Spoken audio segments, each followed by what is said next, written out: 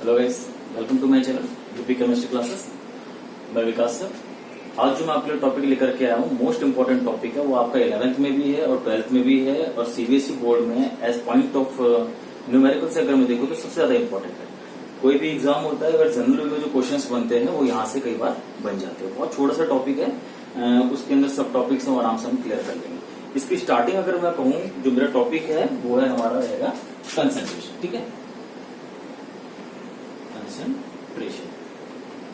आज हम इस टॉपिक को लेकर के आगे बढ़ेंगे और जानेंगे कंसंट्रेशन क्या होता है, इससे कंसंट्रेशन को मेजर कितने तरीके से कर सकते हैं, वो चीजें आज हम यहाँ पे करेंगे। सबसे पहले मैं आपको कंसंट्रेशन टर्म को डिफाइन कर देता हूँ।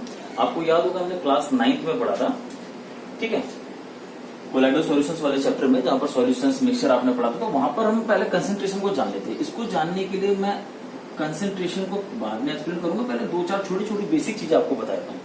ठीक है, ये वाटर है, ठीक है, और ये जो मैं छोटे छोटे पार्टिकल्स बना रहा हूँ, ये मैं बना रहा हूँ शुगर। सपोज करो कि आपने पानी में चीनी मिला दी और ये है आपके पास H2। दो चीजें यहाँ पे लेकर के चलते हैं। मैं बात करूंगा यहाँ पर जो आपका जो सीबीएसई बोर्ड में बाइनरी सॉल्यूशंस का ये है आपके पास, ठीक है। तो बाइनरी सॉल्यूशंस में अगर मैं बात करूँ, दो चीजें हम लेकर के चलते हैं। अब जो चीज ज्यादा है उसे हम क्या बोलेंगे, जो कम है उसे हम क्या कहेंगे। तो आपको याद होगा जब हम बात करते थे सॉल्यूशंस की, यहाँ पे सॉल्यूशन,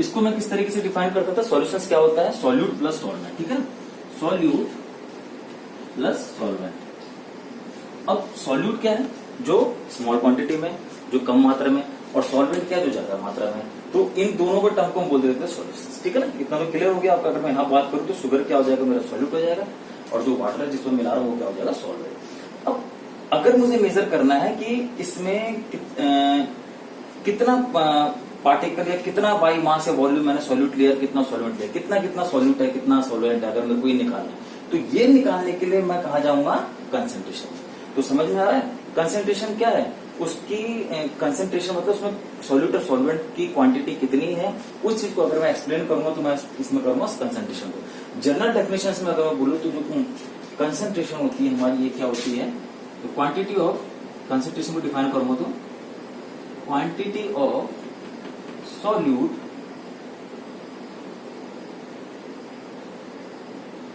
प्रेजेंट इन सॉल्यूशंस, ठीक है। अगर एक लाइन में मेरे को डिफाइन करना होगी कंसंट्रेशन क्या, तो मैं क्या कहूँगा, quantity of solute present in solution, ठीक है। तो ये हो जाती है हमारी कंसंट्रेशन। अब बात करेंगे इसे मेजर कैसे करते हैं, ये तो ध्यान आ रहा है ना आपके।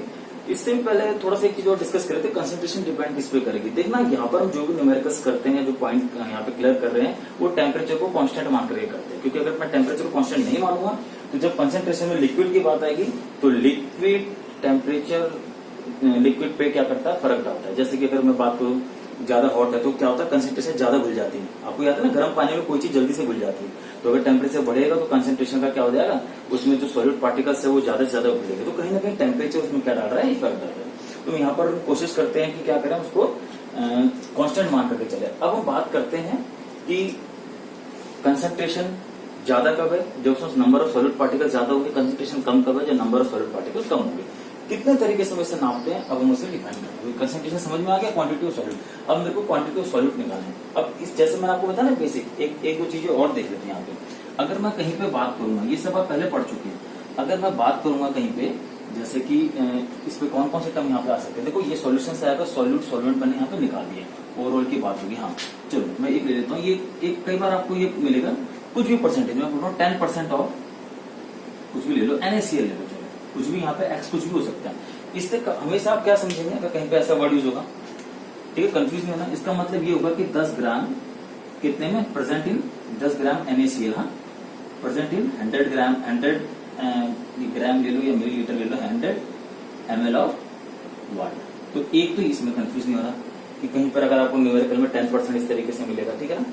एक आध चीज और है, यहाँ पे लिख देता हूं मैं। यहाँ पर आता है आपके पास ग्राम मोल्स या फिर नंबर ऑफ मोल्स आएगा, ठीक है, नंबर ऑफ मोल। ये भी हम पहले मोल कॉन्सेप्ट में अच्छे से पढ़ चुके हैं। तो जहां पर ये आएगा, तो अगर मैं इसको खोलने की बात करूंगा तो ये क्या हो जाएगा आपका, ग्राम मॉलिक्यूल, ये मास ऑफ कुछ भी ले लो, मास ऑफ सॉल्यूट। तो अगर मैं यहाँ पे बात करूं, ये XYZ, और यहाँ पर इसके नीचे क्या आ जाएगा, molar mass, molar mass of solute. तो ये कुछ टर्म्स आगे यूज होंगे तो उसमें कंफ्यूजन है। तो चलते हैं सबसे पहले कंसंट्रेशन को मैं लिख देता हूँ 1 by 1 यहाँ पे कि कितने तरीके से हम किसी सॉल्यूशंस की कंसंट्रेशन फाइंड आउट कर सकते हैं। ठीक है, चलिए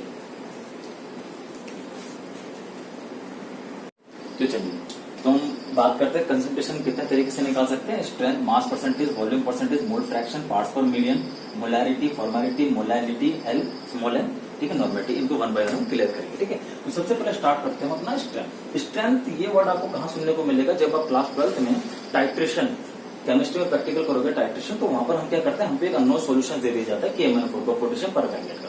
ठीक है, तो हमें फाइंड आउट करना पड़ता है कि उसकी स्ट्रेंथ क्या होगी। तो स्ट्रेंथ क्या आता है अगर मैं यहाँ पे बात करूं स्ट्रेंथ होता है amount of solute present in, अच्छा सॉल्यूट किसमें होना चाहिए, ग्राम में होना चाहिए। ठीक है, present in solution, present in 1 litre solution बोलता तो ठीक है, तो मैं यहाँ लिख रहा हूँ 1 लीटर सॉल्यूशन। ठीक है, तो इतनी सी डेफिनेशन है इसकी। स्ट्रेंथ अगर मेरे को निकालनी है amount of solute present in solution, अगर मैं इसको न्यूमेरिक मैथमेटिकली लिखूं तो स्ट्रेंथ क्या हो जाएगी हमारे पास, मास ऑफ सॉल्यूट, ठीक है ना, ग्राम में, और अपॉन इसे कर दूंगा मैं सॉल्यूशन, वॉल्यूम ऑफ सॉल्यूशन किसमें होना चाहिए, लीटर में। अगर मिलीलीटर में तो 1000 से डिवाइड कर देना, वो ऊपर आ जाएगा। ठीक है, कोई इंटू 100 वगैरह कुछ नहीं करना, सिंपली हमने क्या कर देना, स्ट्रेंथ निकालना है। एक न्यूमेरिकल अगर मैं यहाँ पे बोलूँ, मैं यहाँ पे बोल रहा हूँ क्या, एक न्यूमेरिकल मैं यहाँ पे लिख लेता हूँ आपके लिए। ठीक है, और इसको सॉल्व करेंगे और आपको इजीली समझ में आ जाएगा कि हमने स्ट्रेंथ कैसे निकाली। ठीक है, यहाँ पे न्यूमेरिकल लिख दिया है कि 4 gram of solute dissolve in 250 ml of solution find strength. तो फॉर्मूला आपके पास ऊपर है। स्ट्रेंथ अगर मैं निकालू तो कैसे निकालूंगा, ठीक है, एक न्यूमेरिकल भी साथ साथ करते रहते हैं। तो सबसे पहले क्या आ जाएगा, मास ऑफ सॉल्यूट ऊपर, तो कितना आ जाएगा 4, ग्राम में ही चाहिए था, ग्राम में ही है 250 ml। ठीक है, ये मुझे लीटर में चाहिए, तो क्या कर दूंगा मैं, डिवाइडेड बाई 1000। ठीक है, और अगर मैं अब इसे सॉल्व करूंगा तो क्या हो जाएगा, ये 1000 ऊपर चले जाएगा, कुल मिलाकर के ये आ जाएगा आपके पास 16 ग्राम पर लीटर। ये यूनिट 20 की ऑटोमेटिकली निकल गई। तो एक तरीका ये है कंसंट्रेशन फाइंड आउट करने का, कि अगर आपसे इस तरीके से पूछा गया कि भाई कितने सॉल्यूट पार्टिकल्स है, तो आप आराम से निकालेंगे। स्ट्रेंथ क्या निकाल देंगे इसकी, मास जो रखते हैं उसे ऊपर रख देंगे और उसका लीटर सॉल्यूशन नीचे रखेंगे, तो हम पे आ गया 16 ग्राम पर लीटर। क्लियर हुई। अब नेक्स्ट की तरफ बढ़ते हैं हम 1 by 1। अगला है मेरे पास मास परसेंटेज और वॉल्यूम परसेंटेज, तो मैं यहाँ पे लिख देता हूँ मास परसेंटेज। ठीक है, तो मैं इसकी डेफिनेशन लिख देता हूँ, फिर एक न्यूमेरिकल से इसको क्लियर कर दूंगा। मैंने इसकी डेफिनेशन लिख दिया mass percentage, the number of parts by mass of one component solute और सॉल्वेंट पर 100 parts of mass of the solution. तो मैं कोई से भी बाइनरी सॉल्यूशंस ले रहा हूँ। बाइनरी सॉल्यूशन जैसे मैंने आपको एग्जांपल दिया था, तो किसी को भी ए भी मान सकते हो आप। अगर ए आप सॉल्यूट को मान लो तो जिसका निकालना आप उसका किसी का भी निकाल सकते हो। किसी की भी अगर आपने निकालना है कि भाई इस कंसेंट्रेशन में कितना पार्ट्स सॉल्वेंट का है, कितना पार्ट सॉल्यूशंस का है, तो अगर मैं ए बी 2 पार्ट्स ले लूं, सपोज अगर मैं ए बी को ले रहा हूँ, ठीक है, इसी में अगर मैंने मान लिया, सपोज ये मान लिया मैंने ए और इसको मान लिया बी, तो कंफ्यूज होता है ना, बाइनरी सॉल्यूशन ले रहा हूँ मैं। तो यहाँ पर अगर मैं निकालू मास परसेंटेज ऑफ ए, अगर मुझे ए का निकालना है तो ए का किस तरीके से आ जाएगा आपके पास, आप जिसका निकालो उसका ऊपर रखो। ठीक है, तो क्या हो जाएगा डब्ल्यू ए, और दोनों का कितना हो जाएगा W A plus W B. W B क्या है, तो देखो सॉल्यूशन से ए प्लस बी, हाँ सॉल्यूशन का नीचे आ गया, परसेंटेज इंटू 100। क्लियर होनी चाहिए। अच्छा, इसी के साथ साथ मैं मास परसेंटेज भी क्लियर कर देता हूँ। ठीक है, न्यूमेरिकल देख लेंगे बाद में इसमें। ये अगर मैं इसमें निकालू मास परसेंटेज, वॉल्यूम परसेंटेज, अगर मैं यहाँ पे बोलूँ आपको डेफिनेशन यही हो जाएगी वॉल्यूम परसेंटेज। अच्छा, इसमें एक चीज और कर देती, अगर मैं बी का निकालने के लिए बोलूँ तो कंफ्यूज मत होना, बी का निकालने के लिए बोलूंगा तो क्या हो जाएगा, डब्ल्यू बी ऊपर आ जाएगा। अब बात किसकी हो रही है, जो बी आप कंपोनेंट ए बी कुछ भी मान सकते हो, चाहे ए सॉल्यूट है तो दूसरा सॉल्वेंट होगा, तो नीचे क्या आ जाएगा आपका, वो तो आएगा आपका सॉल्यूशन स्कोर इंटू 100। अब बात करता हूं मैं अगर वॉल्यूम परसेंटेज की, ठीक है, इसको मैं थोड़ा नीचे लिख लेता हूं। अगर मैं वॉल्यूम परसेंटेज निकालू यहाँ पे, वॉल्यूम परसेंटेज ऑफ ए और वॉल्यूम परसेंटेज ऑफ बी, ये दोनों के दोनों अगर आप यहाँ पे निकालोगे, ठीक है, तो ये सेम यही हो जाएगा वॉल्यूम ऑफ ए अपॉन, अगर ये दोनों के दोनों किस में, वॉल्यूम में, ये तो किस में थे, ग्राम में थे। ठीक है, तो वी ए, इन दोनों का वॉल्यूम, दोनों अगर लिक्विड फॉर्म में है, वी बी इंटू 100। ठीक है, और अगर आप इसका निकालना चाहते तो volume of B VA plus VB into 100। तो कंफ्यूज मत होना, ऊपर वाला फेज क्या है, अगर दोनों के दोनों किसमें है, सॉलिड फॉर्म में है, बाइनरी सॉल्यूशन है, और दोनों के दोनों कौन सी फॉर्म में है, ये लिक्विड फॉर्म में है, तो volume of B upon volume of solution, solution का वॉल्यूम क्या होता है, एडिशन होता है। तो इस तरीके से हमारे पास यहाँ क्लियर हो गया। अपने अगले टॉपिक की तरफ बढ़ते हैं, मोल फ्रैक्शंस। ठीक है, ये थोड़ा इंपॉर्टेंट है, मैं इसे साफ कर देता हूँ। तो हम क्लियर करते हैं मोल फ्रैक्शंस क्या होते हैं। मोल फ्रैक्शन होता है हमारे पास the ratio of number of mole of one component. Component A B मैंने आपको पहले ही बता दिया, दो कंपोनेंट है मेरे पास, ए और बी। ठीक है, बाइनरी सॉल्यूशंस है, बाइनरी मतलब दो। ठीक है, बाइनरी सॉल्यूशंस है, कंपोनेंट ए कंपोनेंट बी। ठीक है, number of component of number of मोल मैंने आपको फॉर्मूला यहाँ पे क्लियर कर रखा है। मास ऑफ सॉल्यूट और मोलर मास को आप बोल भी सकते हैं, इसको डिनोट करते हैं एक्स से। तो अगर मैं बात करूं ए की, तो मोल फ्रैक्शन ऑफ कंपोनेंट ए, उसको दिखाते हैं हम स्मॉल एक्स और ए से डिनोट करते हैं। ठीक है, मोल फ्रैक्शन। तो एक्स इक्वल टू क्या हो जाएगा, नंबर ऑफ मोल्स ऑफ ए, और क्या काम है, टोटल नंबर ऑफ मोल्स नीचे आ जाएंगे आपके सॉल्यूशंस के, N A plus N B, ये आ जाएगा आपके पास मोल फ्रैक्शंस। ठीक है, और अगर मैं बात करूं मोल फ्रैक्शंस ऑफ कंपोनेंट बी, तो इसकी आ जाता है एक्स बी, और ये निकाल देते हैं N B, number of moles of B और number of moles of solution का नीचे, एन ए प्लस। इस तरीके से आप मोल फ्रैक्शन निकाल लेंगे। इस फॉर्मूले को और आप बोल सकते हैं, एक्सपेंड करेंगे, तो नंबर ऑफ मोल्स की जगह क्या लगाते हैं ना, मास, तो W अपॉन एम ए। तो अगर मैं बात करूं ए की, तो W है, समझ आ रहा है ना। अगर मैं इसी को खोलूं तो क्या हो जाएगा यहाँ पे, WA upon MA upon WA MA plus WB upon MB। Molar mass A का, B का, WA ग्राम पर number of gram of solute ले हो जाएगा यहाँ पे, जैसे नंबर का वैल्यू पुट अप हो रहा है। एक चीज यहाँ पे अपने ध्यान रखनी है, अगर दोनों का मोल फ्रैक्शन पूछ रहा है तो एक तरीका तो ये आप अलग अलग निकाल लो, और अगर आपको पता है यहाँ पर अगर मैं एक चीज रिलेशन यहाँ पे फाइंड आउट करूँ, दोनों को अगर मैं ऐड करूंगा तो क्या होगा, देखो अगर मैं A प्लस B को ऐड कर रहा हूँ तो क्या हो रहा है, देखो NA upon NA plus NB plus NB upon NA plus NB। आप इन दोनों का ऐड करो, एलसीएम एक ही आएगा, NA प्लस NB ऊपर नीचे कट जाएंगे दोनों, मेरा आ जाएगा 1। तो आपका रिलेशन यहाँ से एक नया रिलेशन आपके पास आ गया। ठीक है, रिलेशन क्या है, number of moles of A, number of moles of B, इनका हमेशा सम कितना होता है 1। तो अगर आप एक्स ए का निकालो, उसको 1 से माइनस कर दोगे तो आपको दूसरा आ जाएगा। ठीक है, कोई प्रॉब्लम, ये हो गया मोल फ्रैक्शन। ये इंपॉर्टेंट है पॉइंट ऑफ व्यू से, इससे कई बार न्यूमेरिकल बन जाते हैं 11 12 तक कॉम्पिटिटिव एग्जाम में। ठीक है, और फटाफट करना पड़ता है, इनमें बहुत ज्यादा टाइम लग जाता है, जल्दी जल्दी इसका सॉल्यूशंस करो, आराम से आ जाएगा। मैं न्यूमेरिकल कराऊंगा, पहले मैं सोचा उनके फॉर्मूले डिफाइन करूँ। अब आगे अपना टॉपिक बढ़ते हैं पीपीएम की।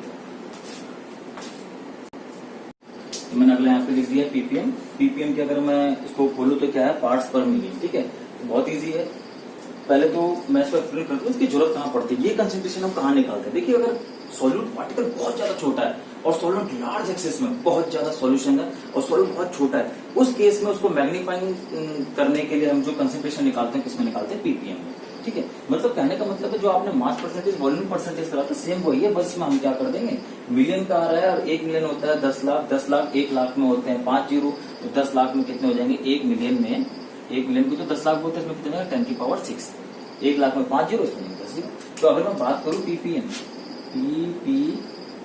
पार्ट पर मिलियन, अगर मैं कंपोनेंट ए बी की बात करूं तो मास ऑफ ए, ठीक है, और अपॉन मास ऑफ सॉल्यूशंस मतलब ए प्लस बी, वही जैसे मैंने वहां पर करता सेम हुई, बस मैं इंटू कर देना 10 की पावर 6 से, ये आ जाएगा ppm.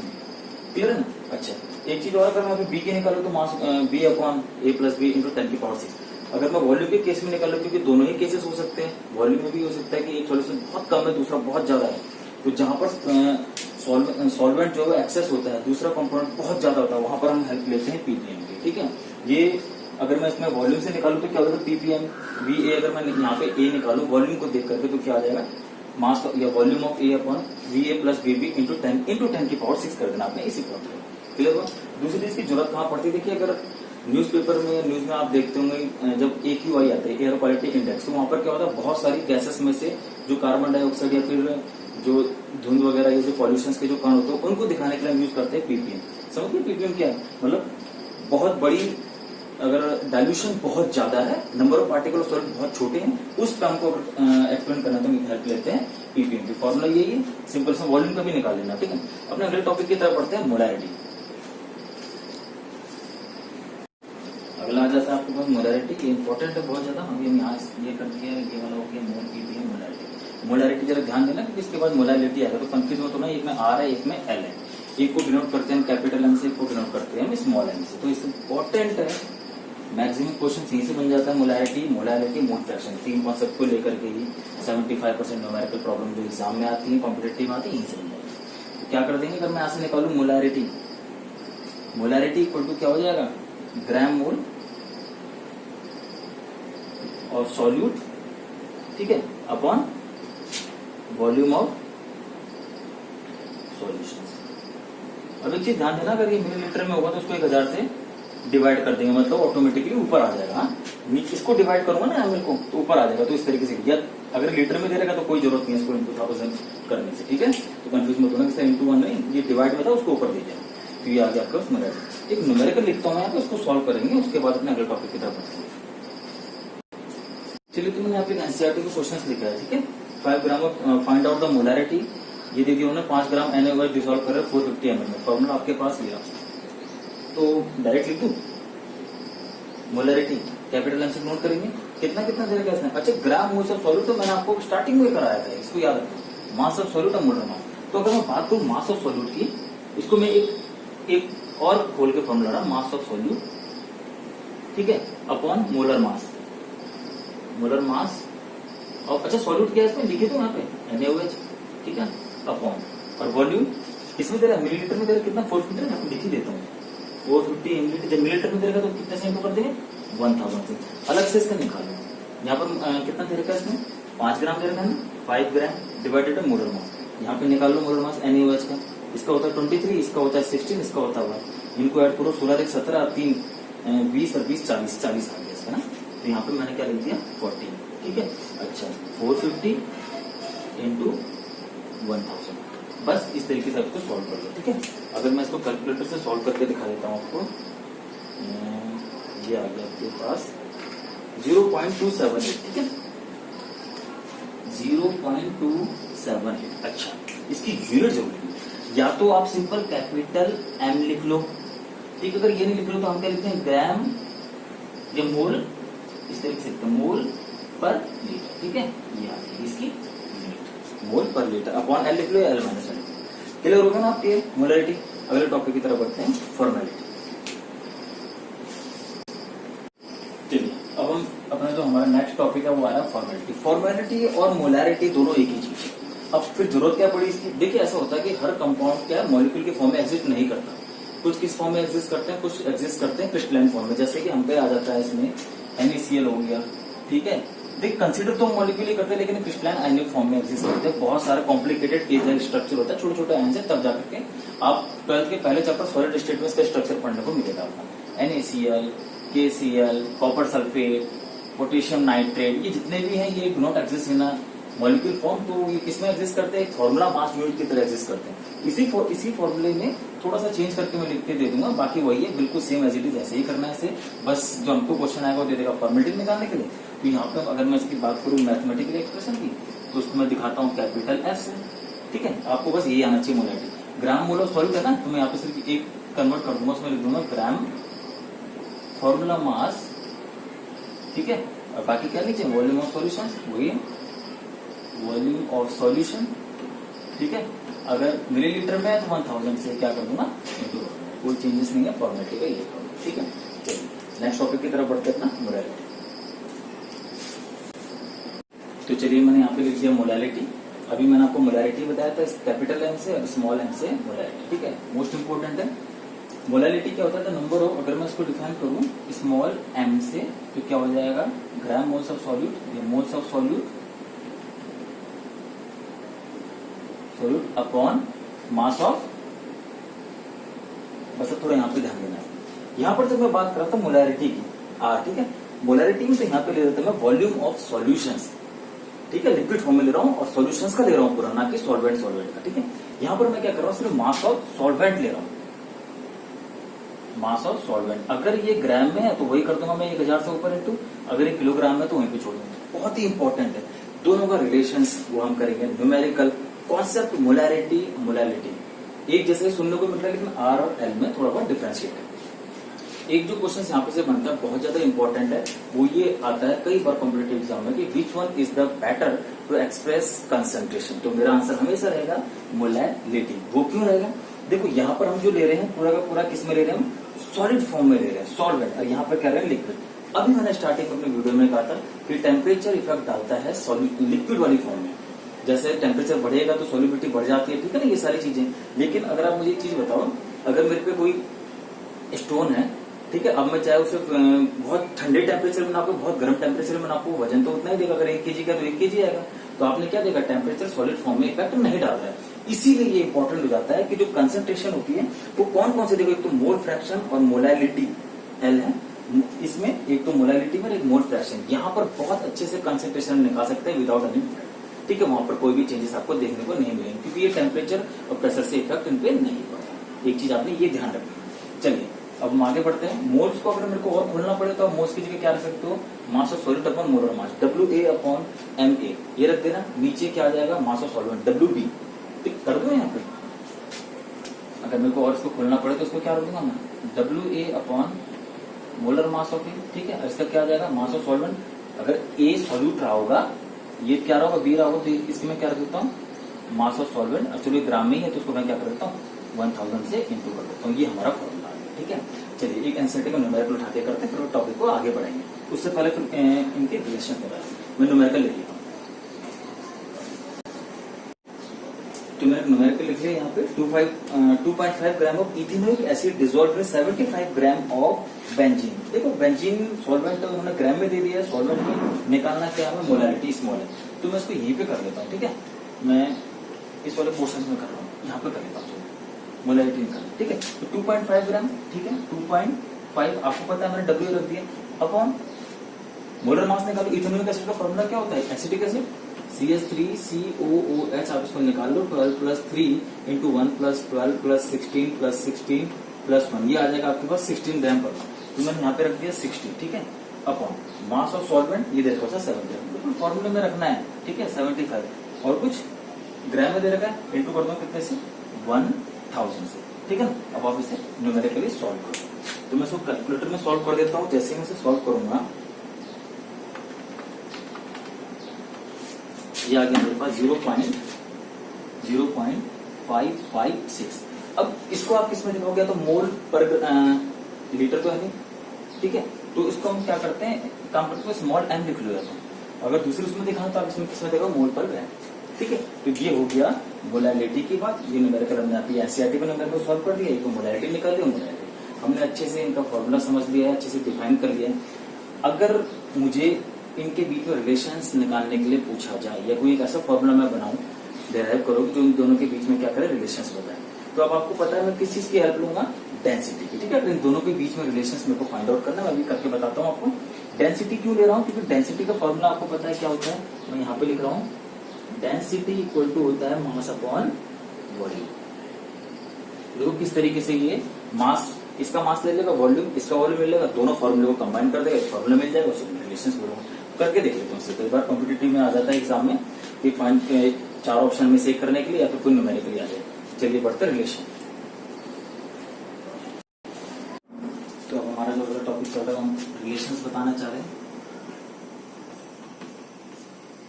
Relation between molarity and molality, ठीक है। यहाँ से रिलेशन हम निकाल लेंगे। उसके लिए मैंने जो भी मैंने इससे पहले फॉर्मूले किए थे मैंने यहाँ पे लिख दिए।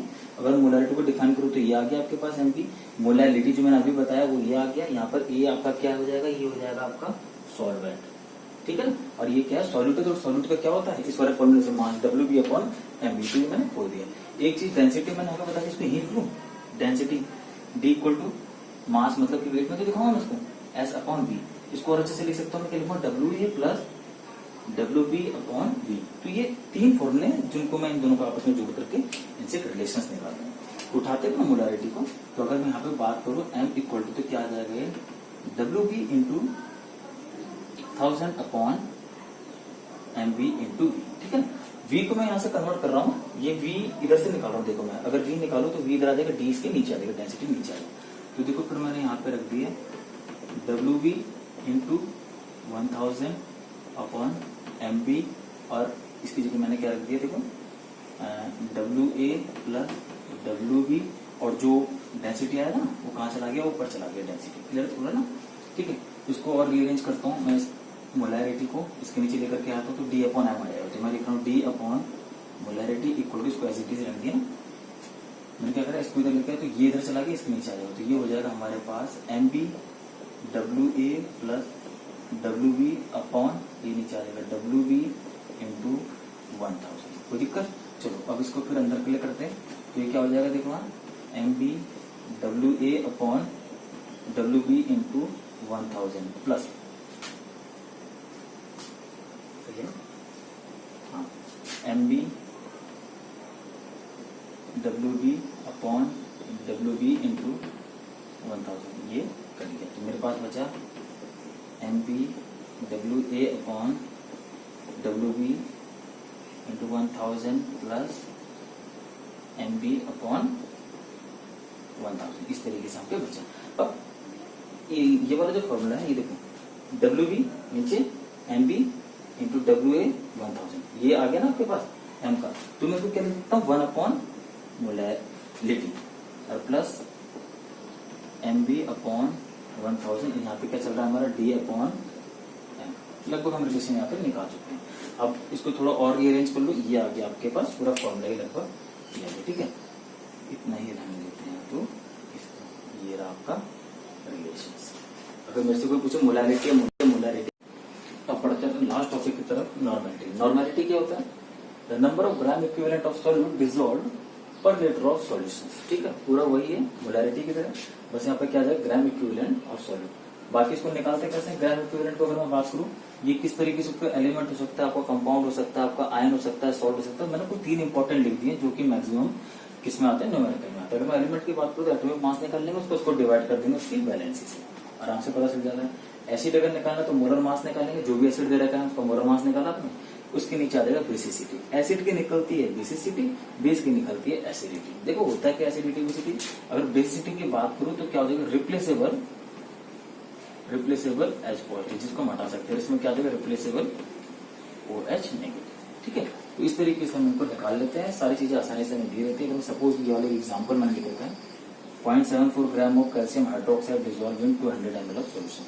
अगर मैं इसको सॉल्व करता हूँ तो अगर मेरे को नॉर्मेलिटी निकालना है N, तो सबसे पहले आप इसका तो क्या निकाल देंगे, ये निकालना पड़ेगा आपको इक्विवेलेंट मास ऑफ, और क्या ये बेस है ना, इसको निकालते हैं इक्विवेलेंट मास ऑफ बेस। तो क्या हो जाएगा, मोलर मास ऑफ बेस, तो CaOH को होल्ड कर निकालो जाएगा, इसको कितना देगा 40 प्लस 36, ये आ गया आपके बच्चे 76, ये तो आ गया इसका मास, ठीक है।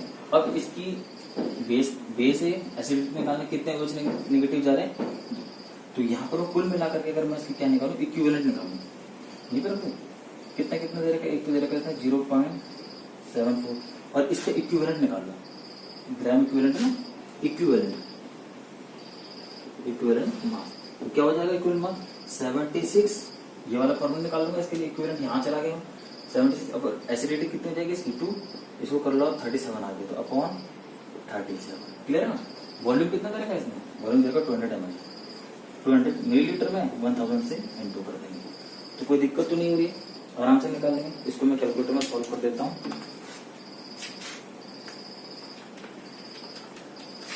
ये आ जाएगा आपके पास 0.1 और कैपिटल N लगा देंगे। आई होप मेरे आज के सारे टॉपिक आपको कंप्लीट, मैंने यहाँ पर कंसंट्रेशन का टॉपिक एंड कर दिया है 1 by 1 और अच्छे से एक न्यूमेरिकल करके, ठीक है। आई होप आपको सब समझ में आया होगा किस तरीके से हम निकालते हैं। 2-4 चीजें जो बेसिक है मैंने आपको बता दी, क्या क्या बेसिक चीजें आपने याद रखनी, रिलेशन बता दी है, which one is better, mole fractions और molarity is better for expressing concentration rather than किसके, मोलैरिटी के, ठीक है ना। जो लिटी वाला है मास, क्योंकि उसमें टेम्परेचर प्रेशर का फर्क नहीं पड़ता, ओके।